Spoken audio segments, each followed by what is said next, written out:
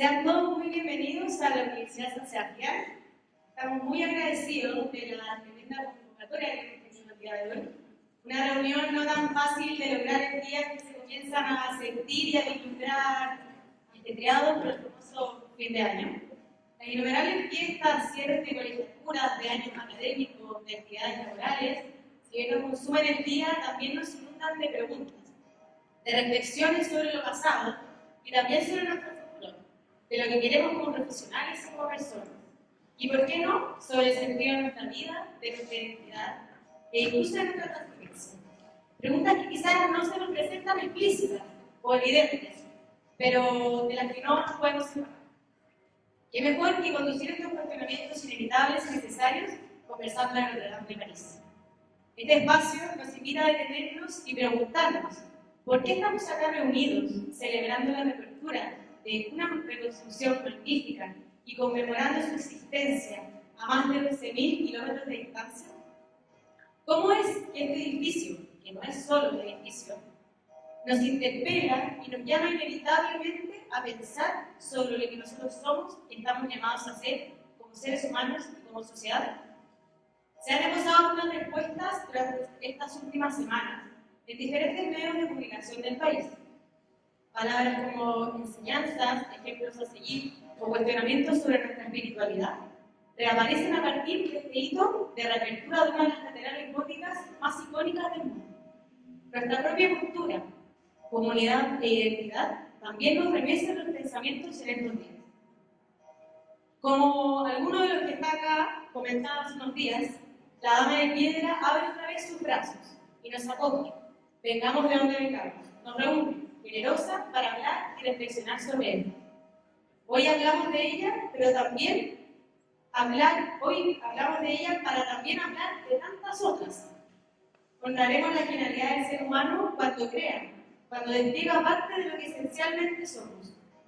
Seres que requieren de la historia para aprender de ella y no sentirse tan agobiados por los acontecimientos futuros. Del arte para ayudarnos a responder el misterio de nuestra existencia. De la arquitectura para corroborar que la materialidad cobra el sentido que el ser humano le otorga. Y de la literatura, de la poesía, de la narración y de la imaginación como elementos que cuando se plasman en el lenguaje enriquecen nuestras vidas. Esta tarde, 4 distinguidos académicos de nuestra casa de estudio nos guiarán por estos caminos. En primer lugar, José Manuel Cerda, doctor en Historia Medieval y director del Laboratorio de Humanidades, nos hará viajar a través de la fascinante historia de la catedral, que se remonta a la Edad Media. Luego, Cristian León, doctor en Historia del Arte y la Arquitectura, nos explicará sobre las fases constructivas y el simbolismo de la catedral. Con el fin de tener una idea más clara de lo que fueron los últimos años de reconstrucción del templo, le seguirá Carlos Mayer, arquitecto y director de licenciatura en Arte y Conservación de Patrimonio, quien nos comentará, entre otras cosas, sobre la actual restauración. Por último, Cristian Márquez, escritor, poeta y director de País Humanista, nos comentará sobre la literatura que ha nacido desde las luces y las sombras de este imponente templo. Los invito a abrir sus mentes y corazones para sumergirse en este viaje de aprendizaje y pensamiento.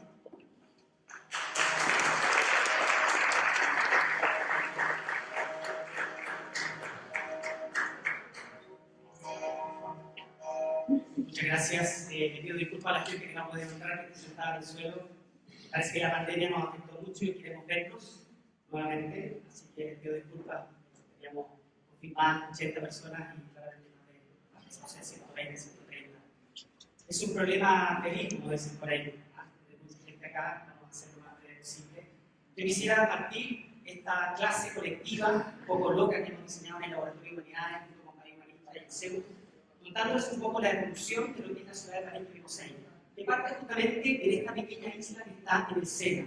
Quizás ustedes no la advierten mucho los que han viajado a París, porque París hoy día es inmenso, es una metrópoli. Pero originalmente tenía un pequeño asentamiento gallo, cerca, romano, hacia el siglo IV, siglo V. Este es el origen de París, pero este tiene el origen de Francia, que explica muy, pero muy bien por qué la Catedral de Notre Dame no se pudo haber construido en ninguna otra parte que en este lugar que ven ustedes acá. Luego empieza a crecer la ciudad, pero no es la ciudad, es la villa.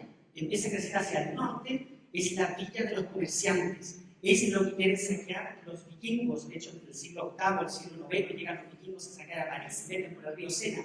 Luego empieza a crecer lo que nos gusta más los intelectuales, el París de los intelectuales, el París de la universidad, lo que se conoce como la universidad. Ese recinto urbano donde se juntan intelectuales seculares a estudiar las artes liberales. Luego, a comienzos del siglo XIII, ¿no es cierto?, cuando se empieza a construir la Catedral de Notre Dame, sucede un reino muy importante, que es el reino de Felipe Augusto. Augusto, en latín augere, el que aumenta, el que conquista, y finalmente se cierra la ciudad de París medieval, la que ustedes conocen, poniéndole un muro, protegiéndola obviamente, porque mucha gente la codiciaba, ya en pleno siglo XIII. Este es el París que vio construirse la Catedral de Notre Dame que hoy día conocemos. Y claro, ya se nos explicaba al principio a través de esta evolución, lo que vemos acá es un plan del París medieval. Es un plan del París que nos permite entender la ciudad. Qué pena es cuando uno ve a todos sus turistas que con mucha ilusión van a las ciudades, pero no las entienden. Van a los lugares donde va todo el mundo. Qué bonito es entrar a una ciudad y poder entender cómo se configuró, cómo creció a lo largo de los siglos. Y aquí lo que tenemos es lo que les decía.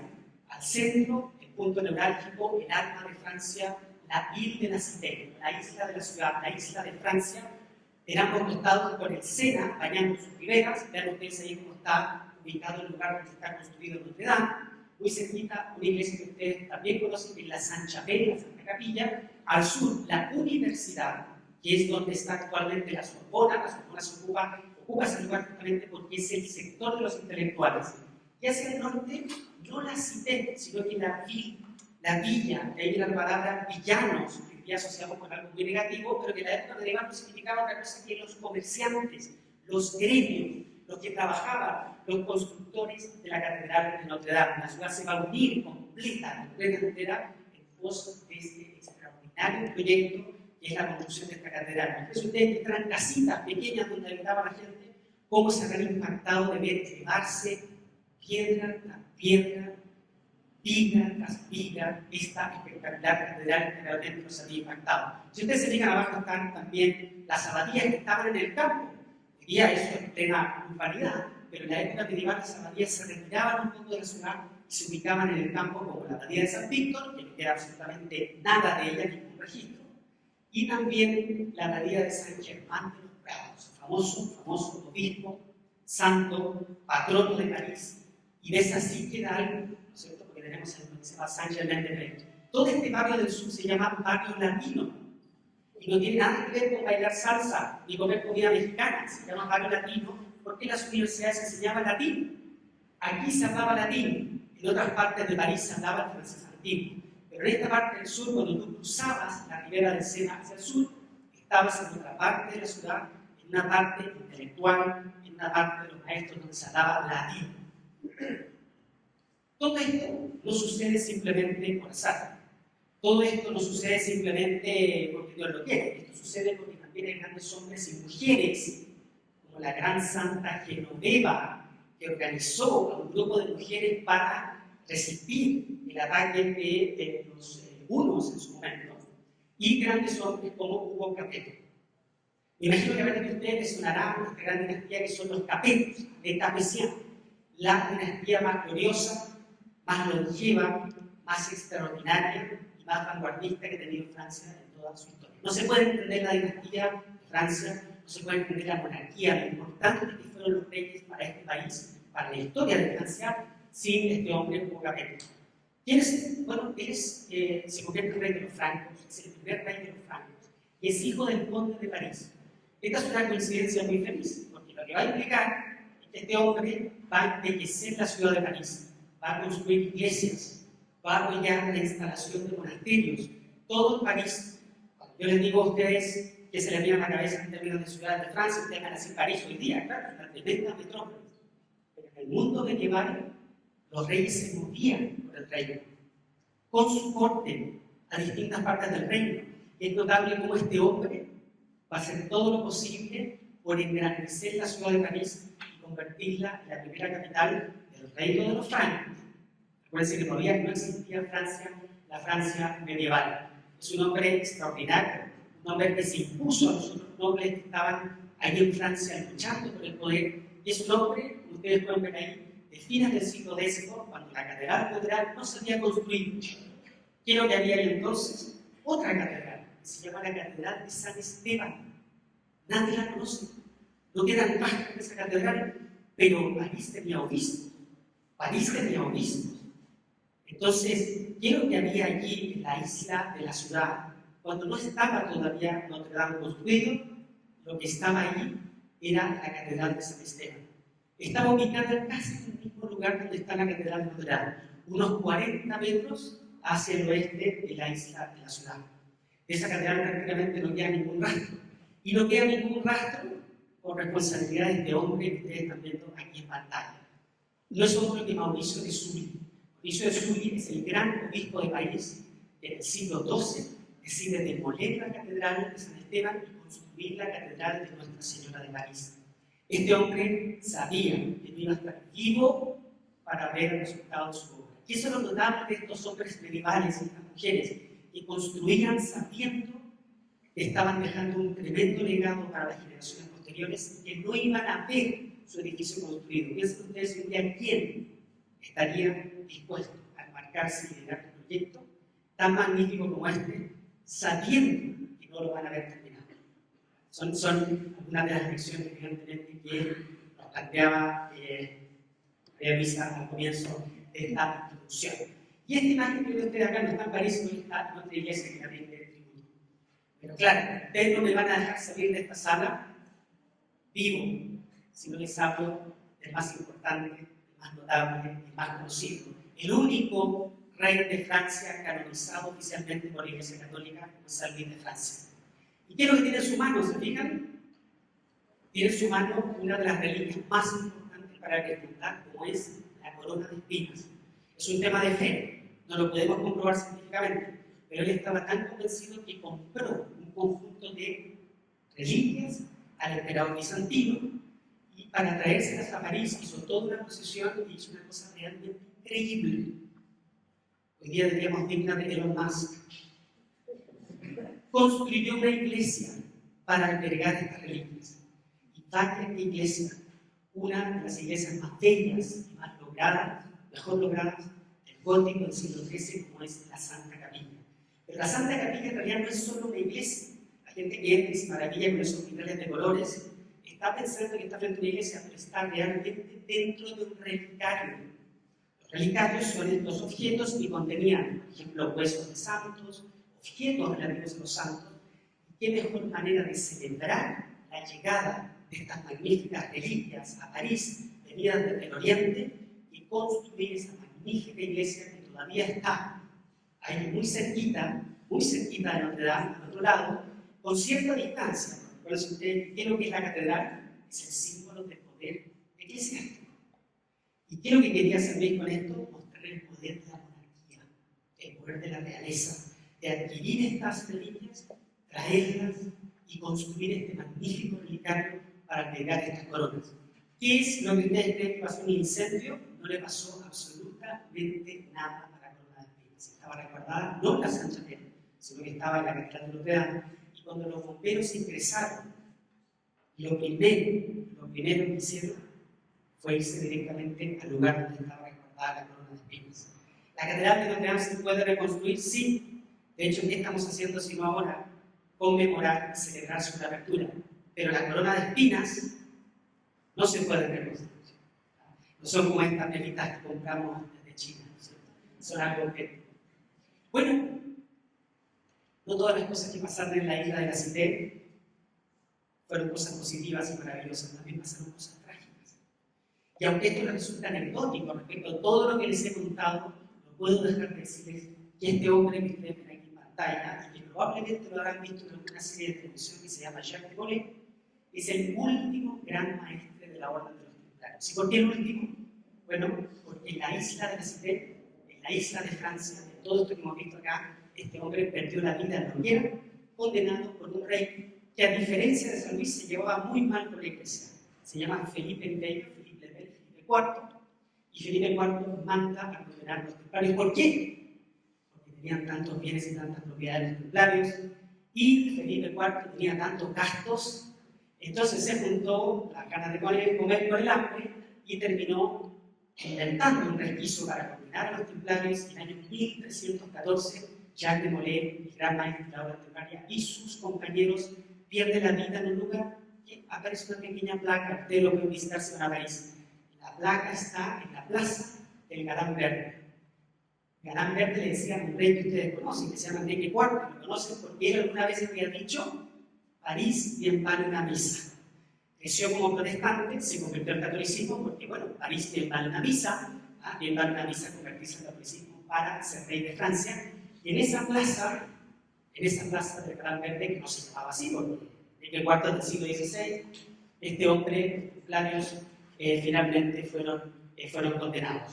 Esto significó que, efectivamente, Felipe IV de Francia pudo confiscar la totalidad de sus bienes y así, de esa manera, pudo ir financiando sus gastos, sus guerras, su independencia y sobre todo el alejamiento que fue teniendo respecto a la iglesia. Aquí tenemos dos contrastes absolutamente notables. Ahora, Jacques de Molay dice que cuando estaba muriendo le permitieron decir unas últimas palabras. Y yo no me las sé de memoria, soy historiador, y los historiadores tenemos buena memoria, pero no tanto como los poetas. Y dijo lo siguiente: yo estoy muriendo ahora, pero créeme que tú y tu dinastía también van a morir. Efectivamente, un cambio de dinastía nos valora. Con esta hermosa imagen, entonces, me despido y lo dejo con un precioso video sobre la isla de Francia. Posée sur la Seine. Une île minuscule sur laquelle se sont écrites de grandes pages de l'histoire de France. Tous les pouvoirs s'y sont concentrés. Le pouvoir politique. Au Xe siècle, Hugues Capet installe son palais royal sur l'île. Le pouvoir spirituel. Quand 2 siècles plus tard, Maurice de Sully, l'évêque de Paris, construit la cathédrale la plus ambitieuse d'Europe. Notre-Dame.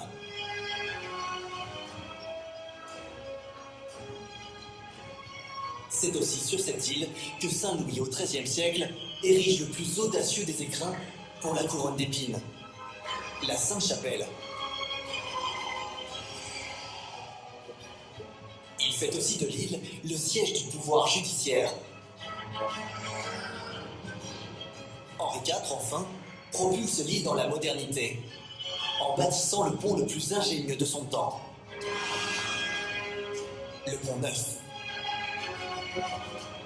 Ici, chaque pierre, chaque rue, chaque flèche raconte l'histoire trépidante de ces personnages illustres qui ont, sur cette île, décidé du destin de la France.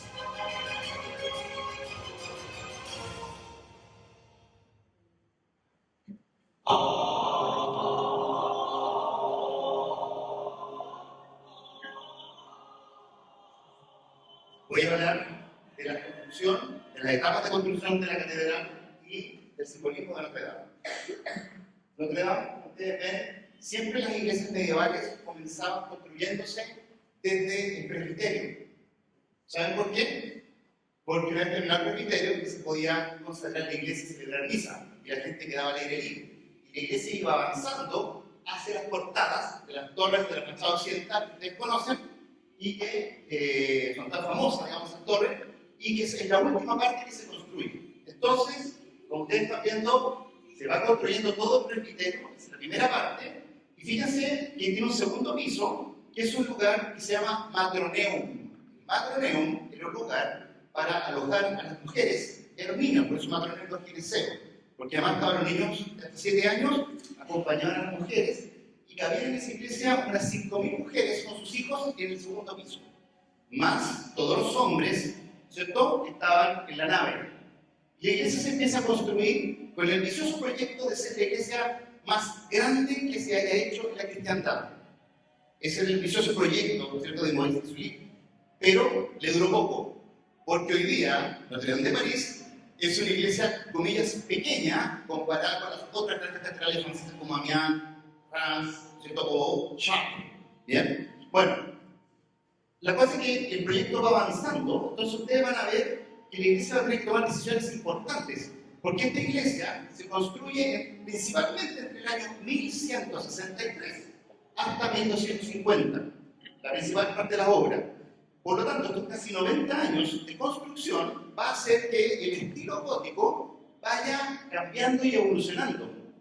Entonces, la Catedral de Chartres, que se hace cerquita de París, que comienza después de un incendio, son comunes los incendios en esta época, entre el año 1195 hasta el 1220, principal parte de la obra, o sea, empieza mucho después que París, termina mucho antes, y va a venir con innovaciones. Y estas innovaciones las va a tomar esta catedral. Bien, entre ellos, o sea, lo más importante es que Chartres eliminó los matroneos y hizo que las mujeres y los hombres convivieran en un espacio común en la nave central. Y Chartres ya no podía hacerlo porque Notre Dame de París ya lo había hecho, ya lo había construido. Pero lo que hizo fue que la fachada pareciera que fuera moderna, digamos del gótico que se llama alto gótico o gótico clásico y no gótico primitivo. Esta es una obra del gótico primitivo. Es la última del gótico primitivo, pero intentó transformarse en una iglesia del alto gótico o gótico clásico por la influencia de Chartres y de la otra catedral. Como ustedes ven, la fachada de París es una de las primeras iglesias que alcanza lo que se llama la fachada armónica, que la vamos a ver un rato más de qué se trata la fachada armónica, y que le da ese aire tan equilibrado, tan sereno, tan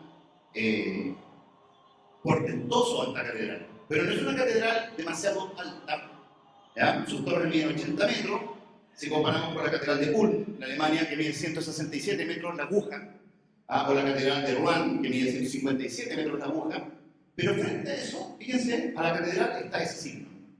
Ese signo es el kilómetro cero de París y de toda Francia. Es lo que ordena, es decir, es la iglesia finalmente la que ordena todo el territorio. En esta época del siglo XIII, que nos hablaba José Manuel, en Francia se construyeron, estoy hablando entre 1200 a 1280, se construyeron en Francia 80 catedrales y más de 1000 monasterios. En 80 años se cantearon más piedras que todas las que se cantearon en 3000 años en el imperio egipcio. De esas dimensiones estamos hablando. De esas dimensiones estamos hablando. Bien, en 80 años. Entonces, esta fuerza hay que entenderla. Esa es la fachada armónica que les decía yo, donde se va articulando, ¿no es cierto?, por las portadas, logia de los soberanos, que en la Revolución Francesa pensaron que eran los reyes de Francia, y no, que eran los 24 reyes de Judá, y las votaron. Por eso decimos que la ignorancia es audaz, porque la ignorancia es insolente. Y después viene el cuerpo rosetón, la arcada, el cuerpo de las torres. Muy ordenadita, todas las iglesias francesas tienen cuerpos iguales, ¿cierto?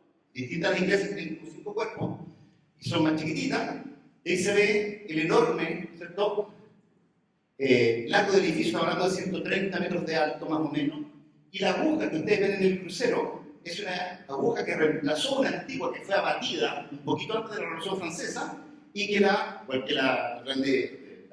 Saint-Chapelle también la dieron, la Revolución Francesa, y que la restauró Viollet-le-Duc hacia 1843. Entonces, esa aguja marca abajo, en ese punto donde está el crucero, que se llama donde está la nave, el transepto, o nave transversal, o la nave central, está esa aguja que marca el punto donde el sacerdote daba la comunión al cielo. La gente no se atrevía a comulgar mucho porque la arquitectura le da vergüenza, le da pudor, y comulgaban actualmente para Navidad y para la Pascua de Resurrección. Y era la irrupción de lo sagrado. Entonces imagínense cómo el descenso de la gracia, estéis, las manos orientadas. Fíjense que la palabra orientarse significa disponerse hacia el oriente. Todas las iglesias de la cristiandad estaban orientadas al sol naciente, porque todas las iglesias salían al encuentro de Cristo que volvía, que retornaba, ¿cierto? Le había dicho, ego sum lux mundi, yo soy la luz del mundo, ego sum lux eterna. Bien, por lo tanto, todo soy el sol de justicia. Él decía cosas. O sea, uno sale, y la iglesia se lee como una peregrinación hacia el encuentro con Dios. Por otro lado, ustedes van a ver ahí las gárgolas. Uno habitualmente asocia las gárgolas como la de allá abajo, como al despiche donde sale el agua. Se pone una figura grotesca. Pero la verdad es que estos monstruos, ¿cierto? Demonios, temibles personajes imaginarios, qué sé yo, tienen una función que se llama apotropaica. Fíjense la palabra, que pueden hacer a su hijo si quieren después. La palabra apotropaica significa la capacidad que tiene una imagen de exorcizar el mal.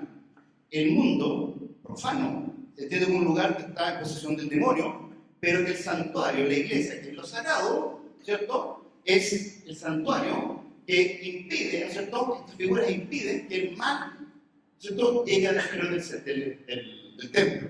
Por lo tanto, siempre miran hacia afuera. Ustedes ven que están desgastadas, están durando 200, 300 años, pues hay que renovarlas, cambiarlas. Viollet-le-Duc, ¿cierto?, las cambió. Esta es la iglesia, ¿no es cierto?, original, que estaba de San Esteban, que estaba en el origen, y que fue reemplazada. Las iglesias siempre se fundan y refundan en el mismo lugar. Por eso cuando ustedes ven de repente que iglesias cristianas se montan sobre templos incas o aztecas, no es por el efecto de imponer nuestra religión sobre la otra, sino que tiene que ver porque ese lugar que está consagrado por los ancestros, ese lugar que es sagrado, por lo tanto esa carga sacra que tiene, se respeta y se construye. Miren esa iglesia, fíjense que tiene un piso que son 4 niveles. Esos 4 niveles son propios del gótico primitivo. Y después se van a eliminar con el paso del tiempo, mientras va avanzando y se ve un matroneo en construcción. ¿Se fijan? Va a ir avanzando y la iglesia de Ascensión teníamos medio anticuado con respecto a lo que está pasando con las nuevas iglesias de Amiens, de Chartres, de Saint-Pierre de Beauvais, qué sé yo, que se están haciendo y deciden, ¿cierto?, hacer un cambio. Fíjense las techumbres que están en la nave, ahí en el último piso, esas ventanas, esas techumbres que están ahí, van a ser sacadas para alargar las ventanas. Las ventanas muy chiquitas, no estaba muy iluminada esta iglesia originalmente, pero de repente se dan cuenta que eso no puede ser. Y es por eso que ustedes se fijan que ya sacaron los techos y dejaron ventanas, las alargaron, igual que lo que estaba pasando con las otras catedrales del Alto Gótico. Entonces, por ejemplo, esta iglesia se va convirtiendo en el tiempo en una iglesia. Ese lugar fue creado para alojar después la reliquia de la corona de espinas, y ahí se ve, se fijan que se empieza a alargar todas las ventanas de la iglesia. Esta iglesia va a tener como 3 naves más 2 que son de capillas laterales. Entonces tiene un ancho muy espectacular. Ahí se ve, lo decía yo, el matroneo, y se ve que los coros habían cerrado la iglesia y después se van a abrir los coros, ¿ya? Los coros que acogía al cuerpo de canónigos de la catedral, que estaban en el presbiterio, después se van a abrir, como ustedes ven, cuando avance el tiempo, y van a ser totalmente transparentes. Ahí ya se ve, por ejemplo, lo que decía yo, que se han quitado los techos, se han removido, y las vidrieras se han alargado hasta abajo. Entonces, si uno ve el piso, si uno entra a la catedral, va a ver que la iglesia por dentro tiene 3 pisos, la mayor parte de la iglesia, es la verdad que está como disfrazada, ¿eh? Porque el matroneo quiere aparentar ser un triforio. Ahí se ve, nosotros en los 4 pisos, el primer tramo, de ahí después del crucero, y después sigue con ventanas largas. ¿Se fijan o no? Entonces es interesante cómo los proyectos se le hace un ayornamiento, una especie de puesta al día en el avance del tiempo.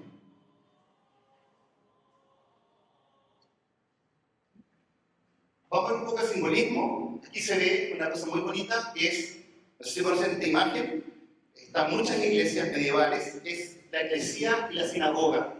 Esta sinagoga está con los comentarios, ya no ve, cuando viene Cristo no lo reconoce como Mesías, por lo tanto ya no entiende la escritura y se vuelve hermética. Y aquí abajo, en ese pilar justamente ustedes lo que hay.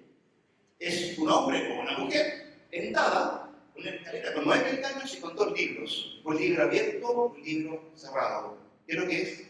Hay un conocimiento esotérico y un conocimiento exotérico, uno para todos y otro solamente para los iniciados.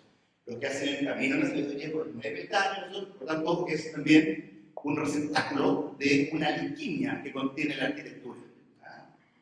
Ahí se ve los pisos que han removido los techos, como les decía yo, de las cubiertas laterales, y ha permitido alargar las ventanas. Fíjense que antes era así, con 2 ventanas, que era el triforio, y ahora queda como con 3 pisos. Ese es el cambio, ¿ya? Entonces, parece que uno la ve muy moderna cuando entra, pero es como, eso es como uno empieza a revestir, ¿no es cierto?, el auto, para que parezca como más moderno, le pone el alerón y cosas así para que parezca otra cosa. Veamos este video con la reconstrucción 3D, más o menos de lo que es la iglesia ahora. Se puede subir la música.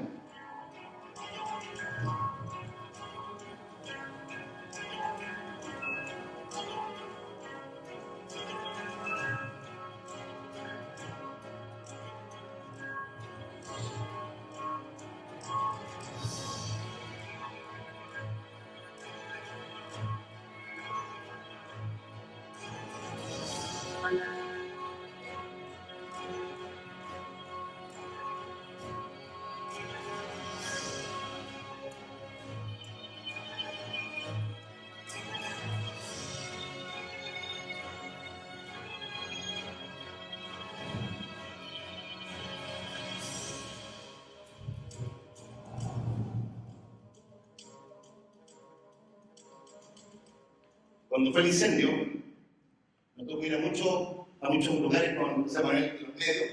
Fíjense esa imagen que está bajo los bofetones, estas imágenes centrales, para que les miren.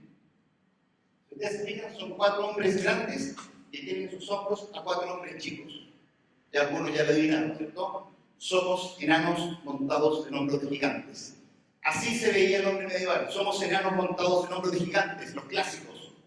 El hombre del Nuevo Testamento eran enanos montados en hombres de gigantes. Sobre los hombros de los profetas del Antiguo Testamento se levantaban los 4 profetas mayores y los 4 evangelistas. Por lo tanto, ellos decían, pero por eso vemos más alto y más lejos que ellos. Recibimos la herencia, la respetamos, la valoramos, pero gracias a lo que ellos construyeron, nosotros podemos ver más lejos que ellos. Y para eso quiero terminar leyendo esto. Dice: el 8 de diciembre abrirá sus puertas la magnífica Notre Dame de París, como acertadamente llamó Christian Barker la Dama de Piedra. A la querida catedral, un poco algo así que es la premisa. Ahora sí, otra cosa. Ahora sí.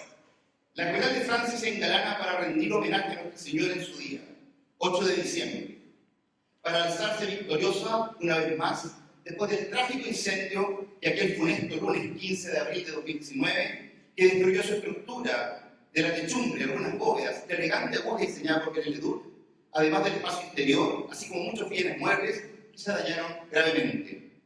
A pesar de lo devastador del voraz incendio, la moral y el espíritu del pueblo francés no se derrumbó como sus tejados, sino que en un canto de amor elevó sus plegarias a Dios y resueltamente expresó su voluntad inquebrantable de volver a levantarla como expresión y símbolo de la fe viva de un pueblo.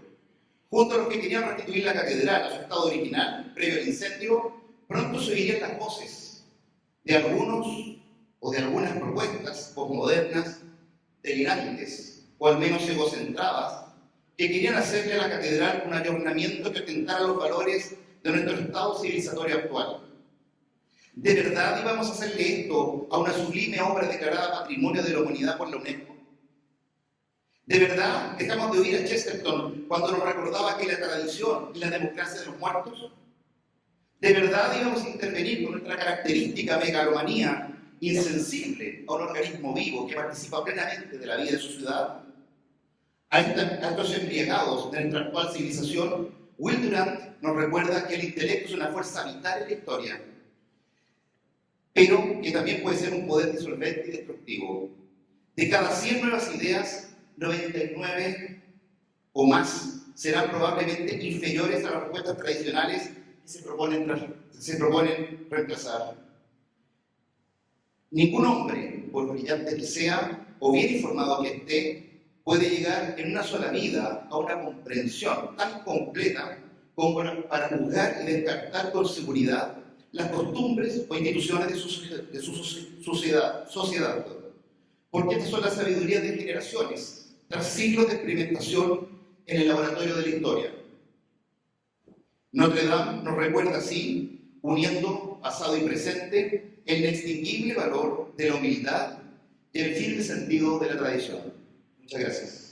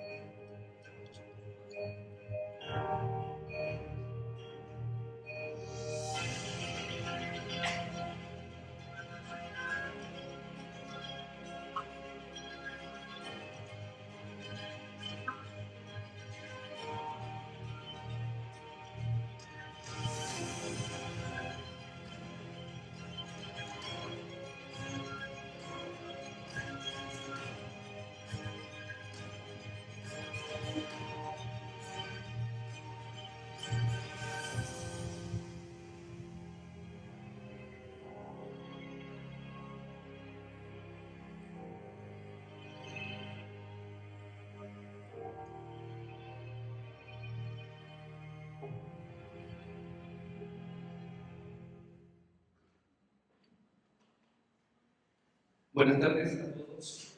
Yo primero quiero pasar un dato. Nosotros aquí en la Universidad San Sebastián tenemos una carrera de pregrado de conservación de patrimonio, de la que soy director. Así que para que inviten a sus hijos a inscribirse en la carrera, se puede vivir de esto, en ese caso. Le podemos conseguir con nuestros contactos y con nuestros profesores que lo que damos. El concepto, o lo que yo quiero comentar hoy día, es algo más bien contemplativo, un poco filosófico sobre la restauración. ¿Ya? Aparte de la relevancia histórica que tiene Notre Dame, lo más relevante es su preservación. ¿Cómo se hizo el proceso de restauración? ¿Cómo se decidió? ¿Ya? Estos esfuerzos en qué restaurar, cómo restaurar y para qué restaurar, tienen que ver con los esfuerzos que hizo, ya mencionó el profesor Cristian León, en Eugene Viollet-le-Duc, para que anoten ese concepto el año, o sea, el siglo XIX. En esa época, el inspector del Consejo de Monumentos Nacionales, que no da ningún permiso, de la época, Prosper Mérimée, encomienda a Viollet-le-Duc, alguien que no era titulado, porque no estudió conservación del patrimonio, parece, entonces le encarga la restauración de la catedral, que estaba en decadencia. A nadie le importaba el código. Todos querían ser modernos, querían la revolución industrial, los edificios de fierro y mucho tiempo. Entonces, estos edificios que estaban abandonados, estaban sucios, carcomidos, no les importaba a nadie, excepto a estos inspectores normativos de... entonces era revolucionario lo que hizo el siglo XIX.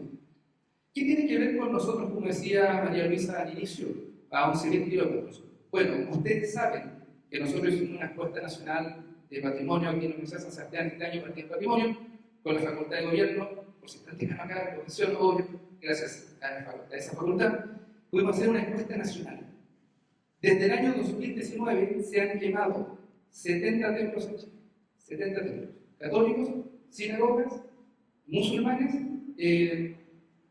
y protestantes. 70 templos. Solo en el año 2019 fueron dañados 40. De esos rescatados, no sé, creo que el 2%. Entonces es muy importante por qué se rescata el patrimonio y por qué se encarga de este tipo de proyectos. Entonces, el incendio es un punto de inflexión muy relevante, porque en el fondo le dice a la sociedad por qué recuperar su tradición, su patrimonio.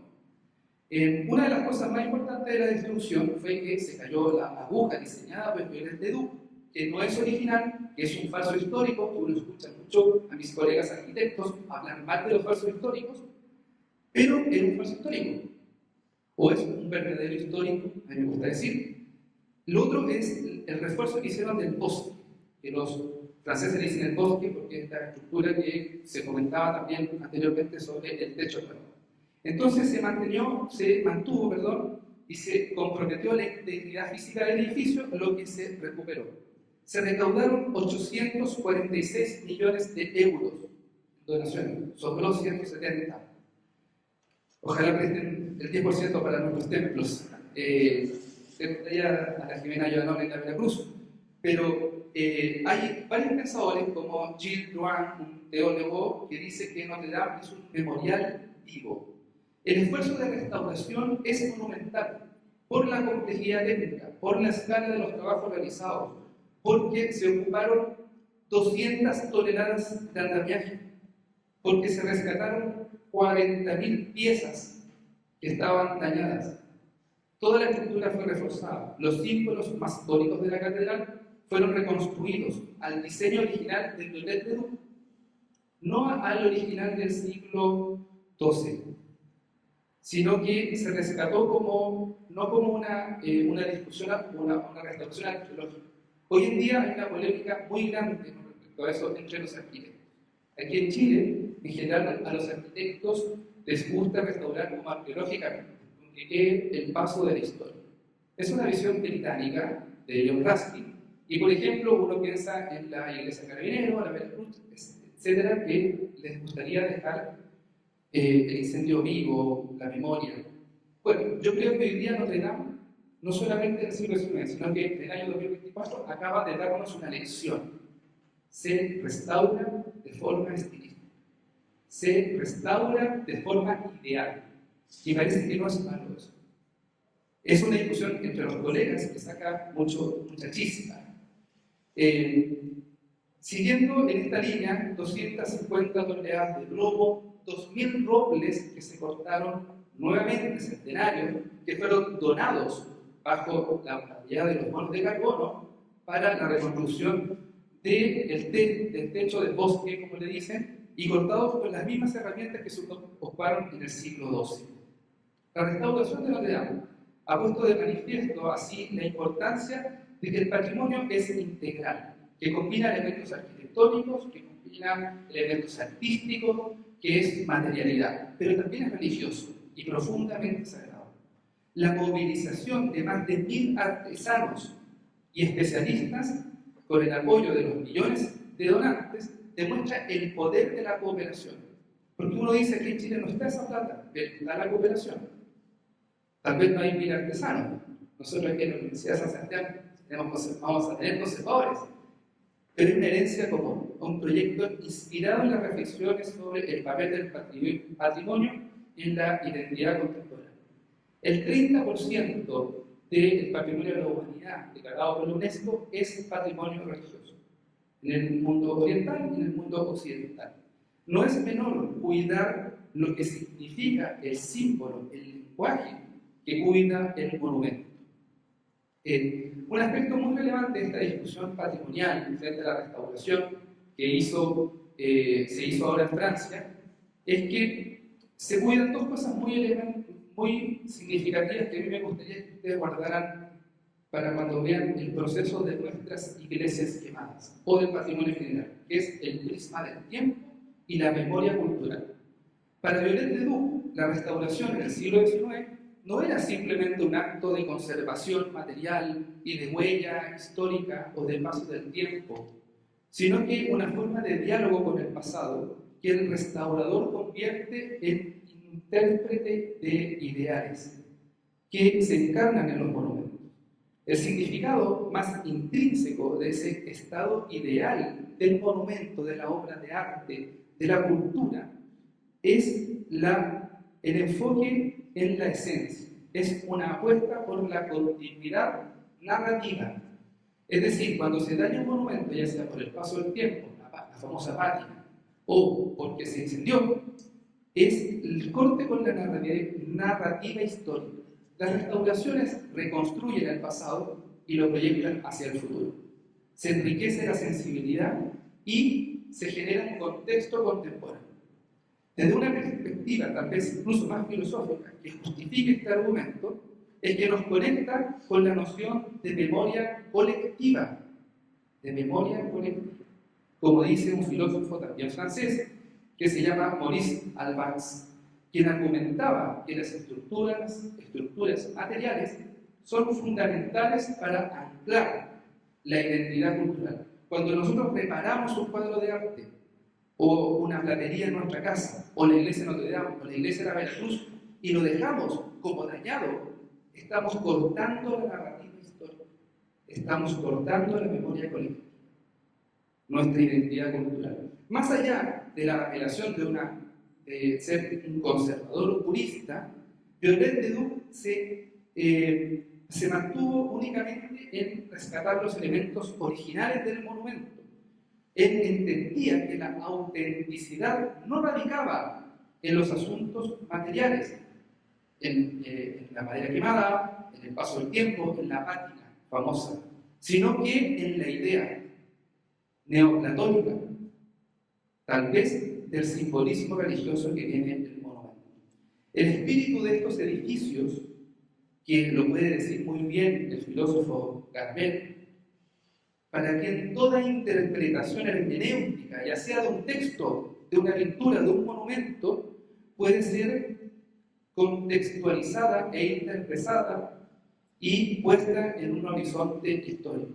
Restaurar al estilo de Viollet le Duc implica reconocer que la arquitectura no es estática, que el paso del tiempo no es estático, que es un organismo vivo que interactúa con el presente.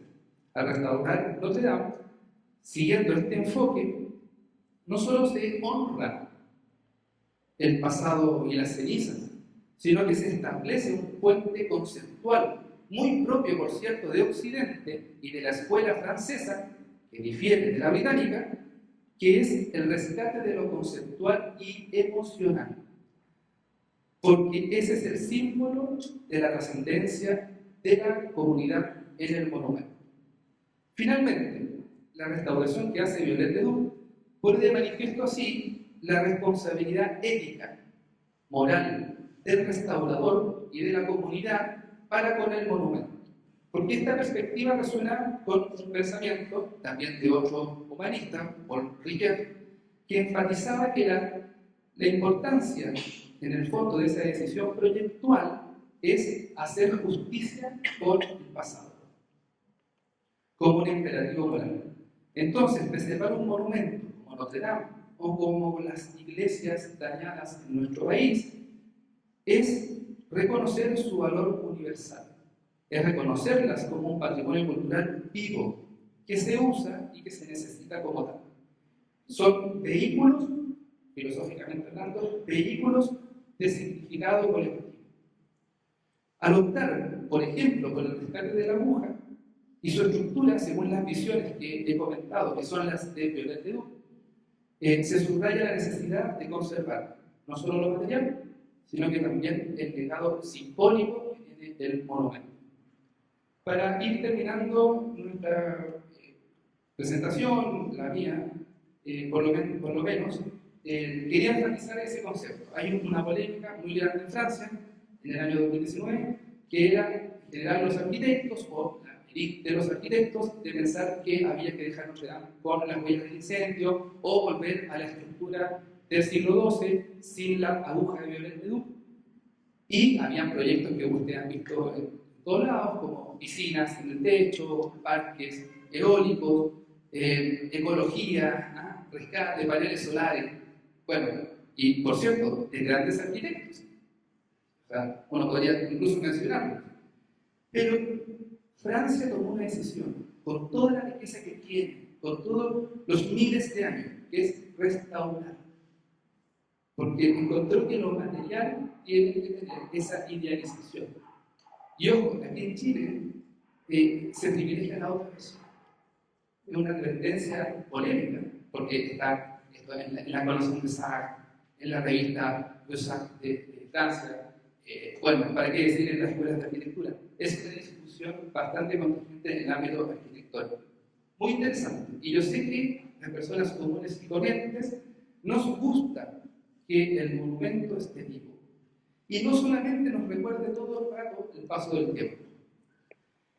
Otro de los datos de nuestra encuesta nacional de patrimonio sobre los templos dañados, sobre el patrimonio, es que, por ejemplo, los efectos del 18 de octubre del 2019, la gente, el 74,4% de las personas de esta encuesta nacional que hicimos, decían que las iglesias, o lo que pasó con el 18 de octubre, tienen un efecto muy destructivo. 74% de las personas sepultan cualquier idea, digamos, idealizada al respecto. El 47% encuentra que la ciudad está peor que antes, no solamente Santiago, no puede ser La Serena, Concepción, etc.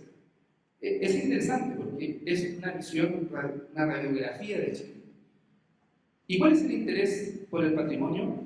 Bueno, las personas dicen que el 34% radica en la experiencia personal, como la restauración. Para terminar, el 53% de las personas se nutren del patrimonio, el 53,6% del Día de los Patrimonios.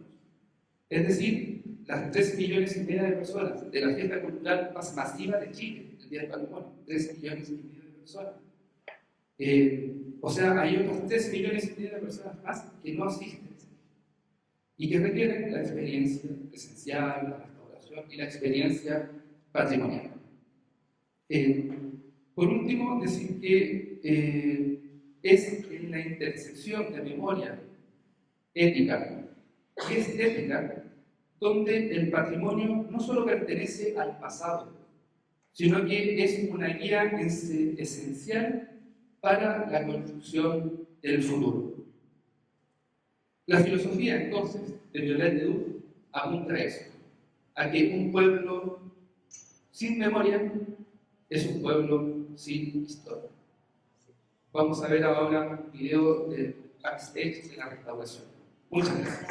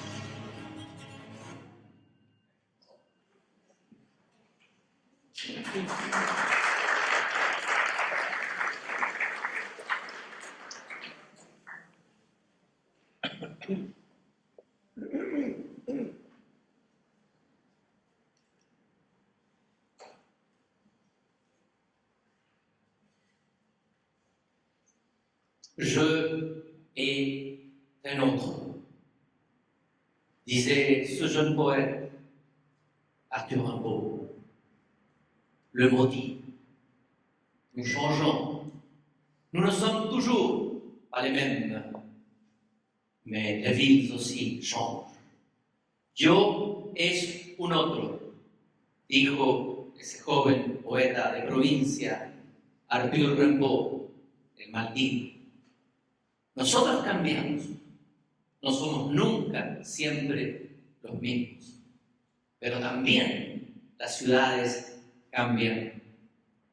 Baudelaire, el poeta que flaneó por París, que conoció sus rincones, recovecos más oscuros y secretos, dijo: Le vieux Paris n'est plus. La forme d'une ville change plus vite, hélas, que le cœur d'un mortel. El viejo París ya no es. La forma de una ciudad cambia más rápido, ay, que el corazón de un mortal. ¿Cómo ha cambiado París desde la Edad Media, cuando se levantó Notre Dame? ¿Y por qué ella no cambia tanto?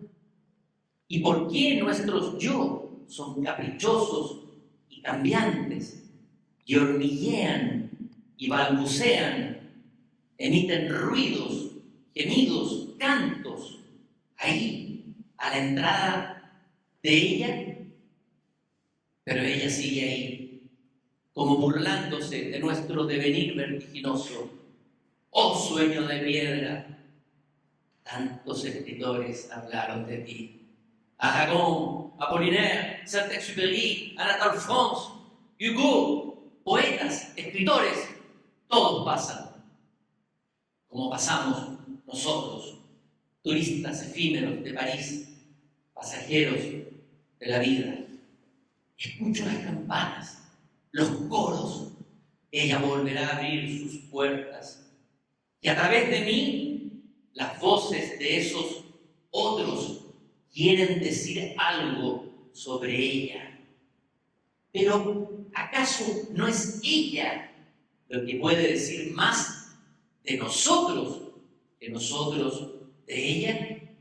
Pero tengamos piedad de ellos y de nosotros, porque todo cambia, menos ella, porque yo soy un otro.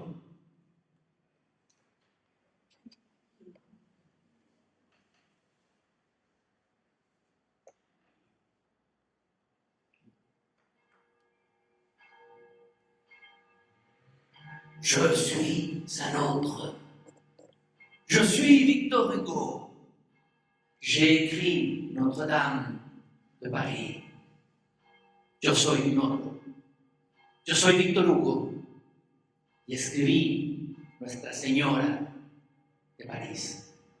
Mucho se ha hablado de los personajes de mi novela, de Quasimodo, el jorobado, que se enamoró de la bella gitana Esmeralda, y de toda esa corte de los milagros que ahí deambulaba y que yo narré y describí.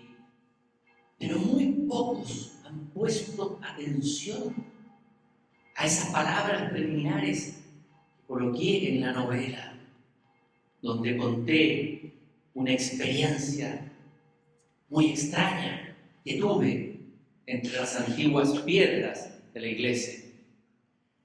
Y dije, y aquí se mata todo el romanticismo, hay que usar el celular. La presbicia. Y dije,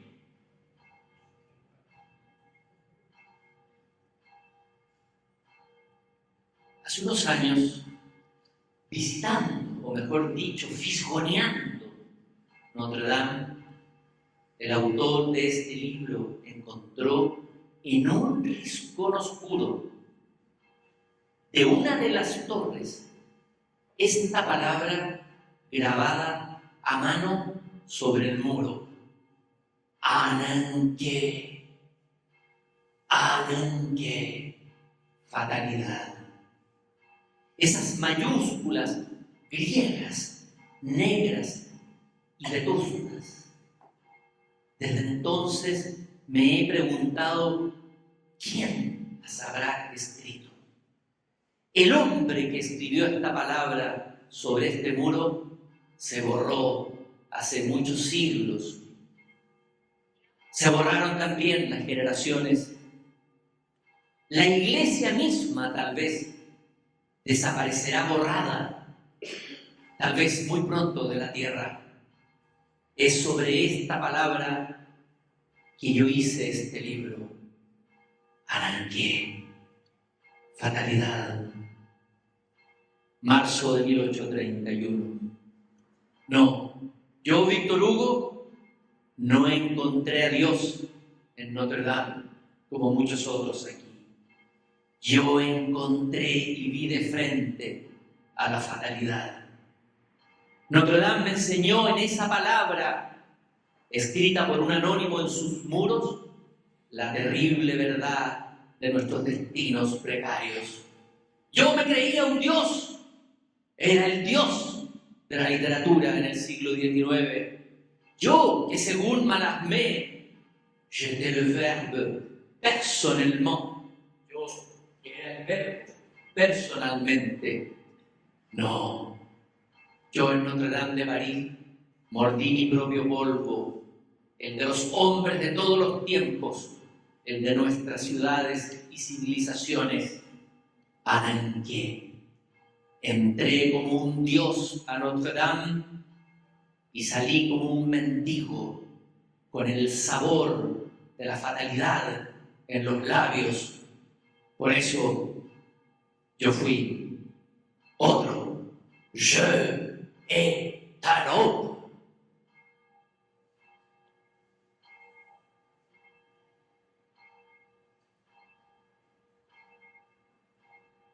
Je vais un autre. Je me présente, Paul Claudel, un des poètes et dramaturges français les plus importants du XXe siècle. Yo es un otro.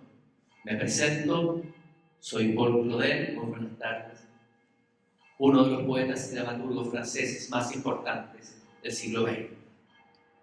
Yo digo, yo fui Paul Claudel, debía haber dicho, porque yo no era Paul Claudel cuando entré en Notre Dame en 1886. Mi padre era anticlerical, mi madre insensible a toda práctica religiosa. Ingresé al famoso liceo Louis le Grand, cumbre de la educación laica de la élite en París. Yo frecuentaba un mundo intelectual que había perdido completamente el sentido de lo sagrado. Llevaba una vida un poco amoral y tenía dentro mío un profundo malestar. No sabía por qué. En los cursos del liceo me adoctrinaban con Kant y la razón glorificada.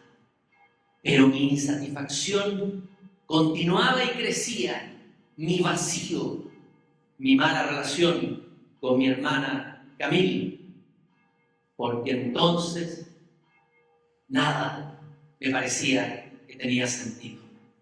Busqué entonces una salvación estética en la poesía, en el arte y la naturaleza. Era un estudiante de medicina que creía que la realidad era solo lo palpable, lo definible, lo racionalizable. Pero un día llegó a mis manos un ejemplar de la revista Vogue que traía unas frases de un joven poeta entonces desconocido, un tal Arthur Rimbaud. Eran unas frases poéticas deslumbrantes, iluminaciones se llamaban. Por ejemplo, una de ellas: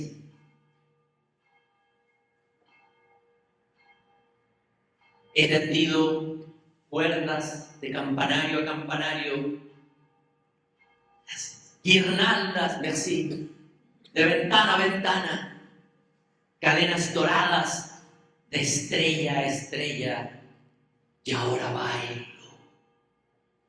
Fue como si me golpearan relámpagos. Elle a retrouvé quoi? L'éternité. Se la regalé avec le soleil. Ha sido reencontrada aquí la eternidad es el mar ido con el sol. De pronto, en esas frases de un joven desconocido, descubría que había otra realidad más allá de lo empírico y de la razón. Pero eso fue apenas una sacudida. Mi mundo seguro vacilaba, pero faltaba algo más para cambiar y ser de verdad otro. Fue en la Navidad de 1886, en las vísperas. Toda la ciudad se preparaba para la fiesta. Yo vagaba distraído, indiferente, y de pronto escuché desde adentro de la iglesia de Notre Dame el Magnificat. Un coro de niños lo cantaba. Y de pronto, frente a la imagen del niño y la Virgen en la columna, esa imagen que los turistas también conocen hoy, sentí el golpe fulminante. Lo he contado en un texto que se llama Mi conversión. Dije, en un instante mi corazón fue tocado y creí. Creí con tal fuerza de adhesión, con tal adhesión que todo mi ser, con tan poderosa convicción, con tal certeza, que no dejaba espacio a ninguna clase de duda y que desde entonces ni todos los libros, ni todos los racionamientos, ni todos los que pudieron destruir mi fe podían en realidad tocarla. Tenía 18 años, entré ateo a la Catedral de Notre Dame y salí creyente. Salí como borracho. No sabía a dónde ir, cómo asumir mi propia fe. No sabía teología, nada. Ahí hice mi primera comunión en 1890 y después mis funerales, 75 años más tarde, serían ahí, en la Catedral de Notre Dame. Ahí morí para nacer. Y la alegría de mi fe ya había traspasado mi poesía. Y dije, por ejemplo, nada que hacer contra esa voz anterior al mundo y que me dijo, eres mío. Nada que hacer contra el ímpetu, como alguien que se rompe de arriba abajo, como el animal que dice yo creo. Así fue. Aquí este animal, mi viejo yo, cayó muerto a los pies de estas columnas y vitrales. Aquí nací de nuevo y mi madre fue una virgen, Notre Dame de París. Aquí nació Paul Claudel por primera vez. Aquí fui otro. Je et l'anneau.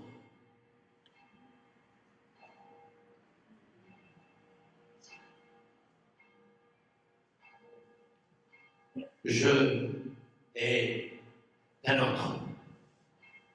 Je suis Julien Green, américain d'origine, mais parisien de toujours. Hola, yo soy Julien Green, americano de origen, pero parisino de siempre.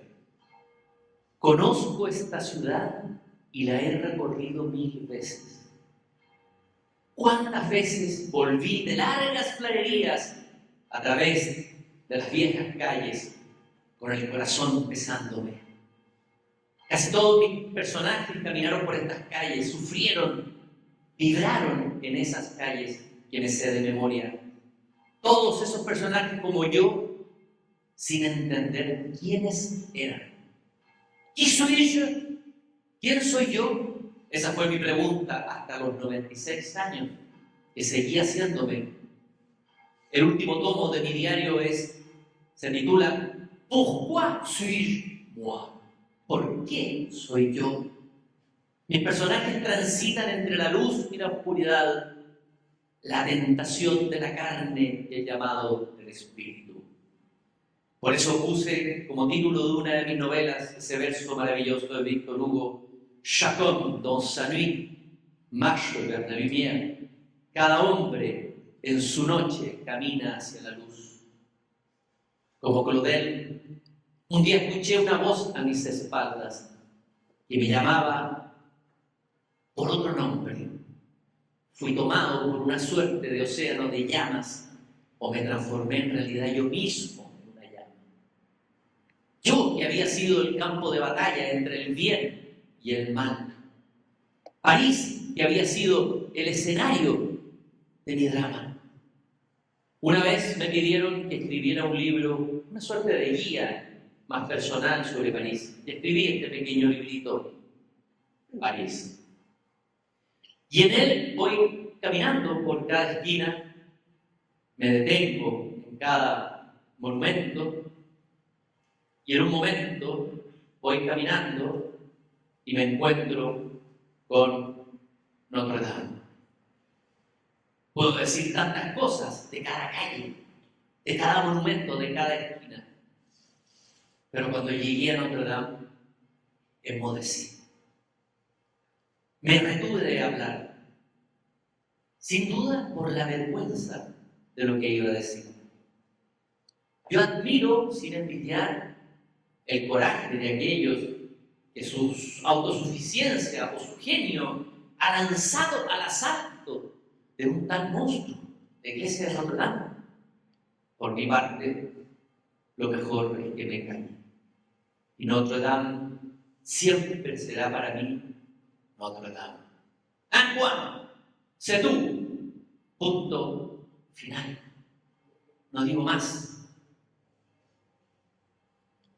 Notre Dame es la única esquina de París que me ha hecho callar. Yo que escribí sobre todo, aquí guardo silencio. Eso creo. Me queda poco, estoy viejo, pero volveré a pasar al lado de ella y sé que callaré una y otra vez.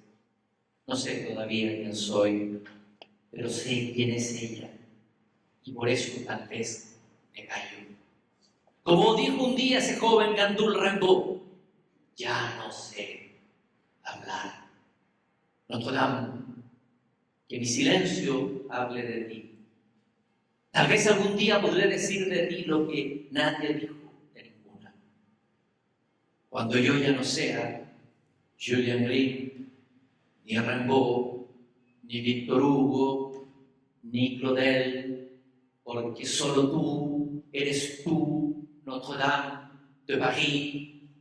Yo soy un otro. Gracias.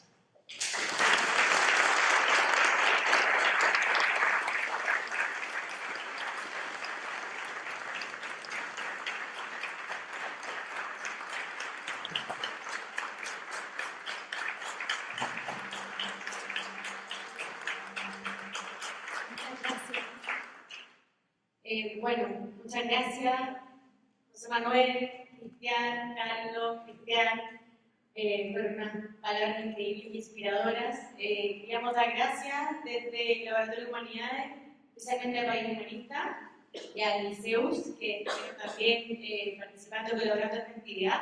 A todos ustedes, nos da mucha alegría que seamos tantos. Y